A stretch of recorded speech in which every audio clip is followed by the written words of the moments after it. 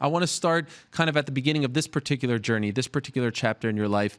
So your last Yeah. fight was in 2011. That was your last fight in the UFC. It was your last pro MMA fight. When did you start to Yes. transition over from pro fighter to coach?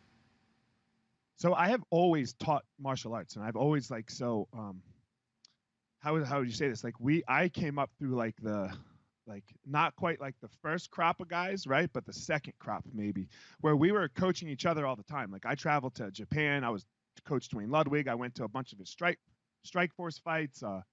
We all coached each other all the time. So there was never really a separation, I would say. And then once I retired, it was just all right. Here we go. Okay, so you knew once you were done that this would be the next step for you? Okay, so maybe not just this, right? Because we have 7 schools out here in the Denver metro area. So that last fight was on a Saturday night. On Tuesday, I was looking at the building to purchase where the current Denver space is now. Wow. And why did you retire? You are either going to be a world champion, or Yeah. you're going to make millions and millions of dollars. Neither one of those paths were over for me. I tried really, really hard. Like I gave it my all, and I came up short. And we come up short sometimes. That happens.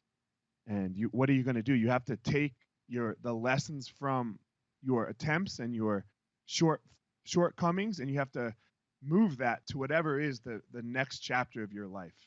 Mm. Because fighting is so hard. Right? Like fighting is so hard. Like, I mean, people are giving Cowboy grief right now because, they're saying all this craziness about Cowboy. But look, Cowboy doesn't have to do that yet. As Connor says, he had a red panty night. So yeah, you want to offer me 10 million, 2 million, 3 million bucks to take a fight right now? Sure, sign me up. But that wasn't my pay grade. Okay. And of course, you fought in the UFC multiple times, I believe 6 times. We're on the Yeah. Ultimate Fighter Season 8. Had a nice, Yeah. solid run there, but you recognized that the time was up for you. And I'm wondering, as a guy who's been in the cage and has fought on big shows, but also now cornering people on the biggest of shows, which, like you said, tough, but which is tougher for you, to be the active fighter in there or to be on the outside looking in and not be, being able to prepare the fighter for the battle, but then when it comes to battle, you can't do much? So it's two different things, right? When you are young, when you are the fighter, you are nervous for a really long time, right? You have this 8-12 week camp, whatever it is that you do, where you're like, man, holy shit, I'm really scared right now.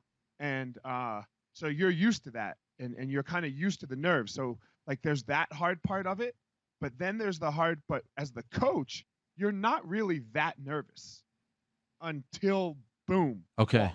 Then Gotcha. you're like, whoa, whoa. And it gets kind of like, because you're like, whoa, I don't have any control over what's going to happen right now. This is 100% out of my control.